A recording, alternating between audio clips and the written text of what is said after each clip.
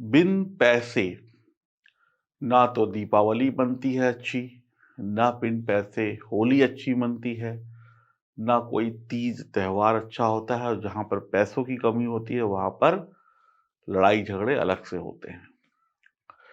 तो जो लोग कहते हैं कि पैसा कुछ नहीं है, जो लोग कहते हैं पैसा तो हाथ की मैल है, जो लोग कहते हैं पैसे के पीछे मत भागो, वो लोग सबसे ज़्यादा पैसे के पीछे भागते हैं। जो लोग ऐसा कहते हैं कि पैसा किसी काम की चीज़ नहीं है, आज आएगा, कल चला जाएगा, वही लोग अपनी तिजोरियाँ भर के बैठे हैं। पैसा नहीं है तो ज़िंदगी में कुछ भी नहीं है, इस बात को जितनी जल्दी आप स्वीकार लें, स्वीकार लें। या तो संत बन जाइए, 2 कपड़े उठाइए और 1 लोटा उठाइए और निकल जाइए भगवान की खोज में, फिर तो पैसे की कोई आवश्यकता नहीं है। लेकिन अगर इस सांसारिक जीवन में रहना है तो पैसा चाहिए। पैसा नहीं है तो ज़िंदगी में कुछ भी नहीं है, पैसा ज़रूरी है, ज़रूरी है, ज़रूरी है।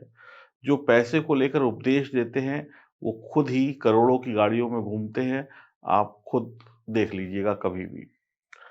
पैसा पेट्रोल है, पैसा पेट्रोल है, अगर आपकी गाड़ी करोड़ों की है, लाखों की है, अगर पेट्रोल नहीं डला, तो गाड़ी खड़ी की खड़ी रह जाएगी।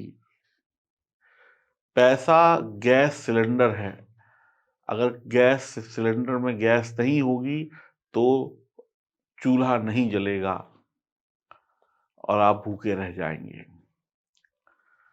पैसा कमाने में ही सभी लोगों की तरक्की है, पैसा नहीं तो समाज में इज़्ज़त नहीं।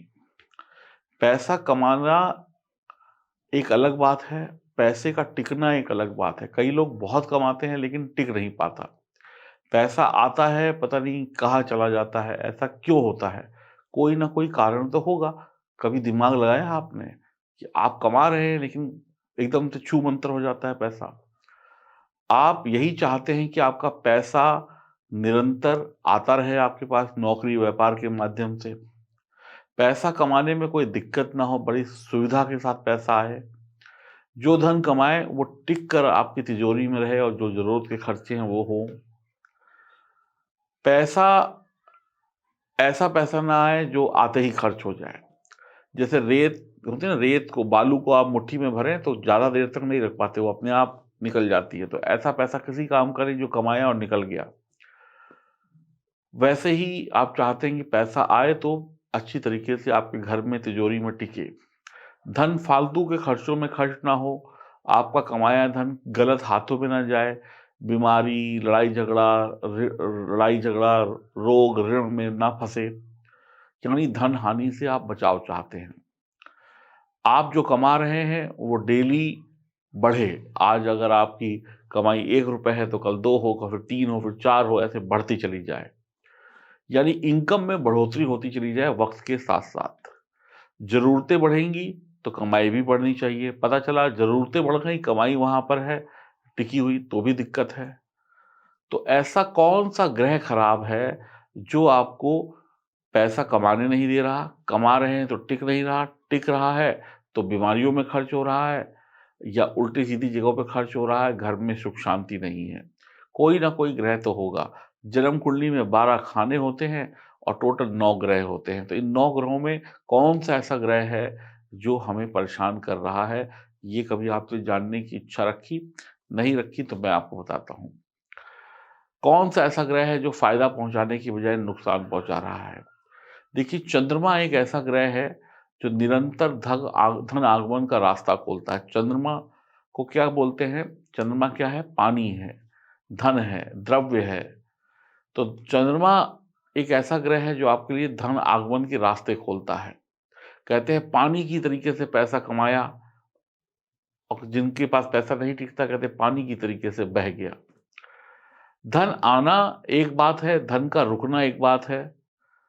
तो धन के लिए एक और ग्रह बहुत इम्पोर्टेंट है, वो है देवगुरु बृहस्पति, क्योंकि देवगुरु बृहस्पति के पास बहुत सारे शुभ डिपार्टमेंट हैं, उसमें से एक डिपार्टमेंट है धन का। तो बृहस्पति की कृपा भी आप पर होनी चाहिए चंद्रमा के साथ-साथ। पैसे में बढ़ोतरी हो और इनकम हमारी निरंतर बढ़ती चली जाए और हमें कोई पैसों से संबंधित परेशानी ना हो, तो इसके लिए हमें चंद्रमा के साथ-साथ देवगुरु बृहस्पति को भी अपने पक्ष में करना होगा। अचानक से होने वाले फालतू के खर्चों पर लगाम लगानी होगी और अचानक से होने वाले जो खर्चे होते हैं, वो कौन से ग्रह कराते हैं? वो ग्रह कराते हैं राहु और शनि। तो राहु और शनि आपके बीमारी पे, एक्सीडेंट में, कोर्ट कचहरी में, दवाइयों पर, लड़ाई झगड़ों पर, बुरी आदतों पर पैसा अचानक से खर्च करा देते हैं। धन अगर टिकता नहीं है तो ग्रहों के साथ-साथ घर के वास्तु में भी कुछ गड़बड़ी हो सकती है, इस बात को भी आपको दिमाग में रखना होगा। अगर धन भाव यानी कुंडली का सेकंड हाउस पीड़ित है, तो धन आएगा ज़रूर लेकिन टिकेगा नहीं। आपके खर्चे बढ़ रहे हैं, ज़रूरतें बढ़ रही हैं, शौक बढ़ रहे हैं, पर धन नहीं बढ़ रहा है, तो याद रखें कि चंद्रमा भी खराब है, शनि भी खराब है और या कहें दोनों ग्रह खराब हैं, देवगुरु बृहस्पति भी प्रसन्न नहीं है आपसे। धन जोड़ना है, अमीर बनना है, तो चंद्रमा को मजबूत बनाना बहुत आवश्यक है। चंद्रमा के साथ-साथ उसके मित्र ग्रहों को भी मजबूत बनाना बहुत आवश्यक है। चंद्रमा के 3 मित्र ग्रह हैं, सूर्य और गुरु और मंगल। चंद्रमा गुरु के साथ गजकेसरी योग का निर्माण करते हैं। चंद्र गुरु की युति गजकेसरी योग बनाती है। मंगल के साथ महालक्ष्मी योग बनता है। तो बहुत शुभ योग हैं ये। कैसे भी आप अपने चंद्रमा, मंगल और सूर्य और गुरु को मजबूत रखते हैं, तो आपका धन बढ़ता चला जाएगा, आपकी तिजोरी बढ़ती चली जाएगी, आपके घर में धन-दौलत की कमी बिल्कुल भी नहीं रहेगी। हर दीपावली, हर त्योहार, हर दिन आप माला-माल होंगे। तो उपाय जान लीजिए, चंद्रमा को मजबूत बनाने के लिए बहुत सारे उपाय हैं। आप एक काम कर सकते हैं, जिस चारपाई पर, जिस बेड पर आप सोते हैं, उसके चारों कोनों में जो पाँव होते हैं, पैर होते हैं, उसमें कॉपर की यानी कि कॉपर की कील ठोक सकते हैं। अगर ऐसा नहीं करते हैं, तो आप 1 बाई 1 के 4 कॉपर के स्क्वायर टुकड़े ले लीजिए, जिनके कोने नुकीले होने चाहिए, राउंड नहीं होने चाहिए। उन्हें अपने बेड के जहाँ पे आप गद्दा बिछाते हैं, चारों कोनों पर एक-एक रख दें। आप चाहें तो उसे चिपका दें, कई बार होता है कि गद्दा इधर-उधर हुआ तो फिसल के गिर ना जाए या फिर टेप भी लगा सकते हैं। या तो कील ठोक लें, कील ठोकना संभव नहीं हो तो 1 बाई 1 के या 2 बाई 2 के स्क्वायर सेंटीमीटर में आप टुकड़े लें और चारों कोनों पे रखें। बस शर्त ये है कि चारों कोने उसके स्क्वायर हो और यानी 4 टुकड़े रख दें गद्दे के नीचे। ऐसा करने से सूर्य मजबूत होगा और जब सूर्य मजबूत होगा तो चंद्रमा में अपने आप बल आ जाएगा। इसके साथ-साथ चंद्रमा जब मजबूत हो गया तो और आपको दूसरा उपाय बताते हैं, घर में गमले लगाएँ। घर में गमलों में कुछ पौधे लगाएँ और 1-2 गमले जो हैं, वो जो नॉर्थ वेस्ट आपका घर का आ रहा हो, वहाँ पर खाली रख दें, उसमें कुछ भी ना लगाएँ, बस मिट्टी रखें और वक़्त-वक़्त पे खुरपी से मिट्टी को ऊपर-नीचे करते रहें, बाकी गमलों में खाद-वाद डालते रहें। अगर आपके घर के आगे लॉन वगैरह है, वहाँ पर आप कुछ खेती वगैरह कर सकते हैं, प्लांट लगा सकते हैं, तो और भी बेहतर रहेगा।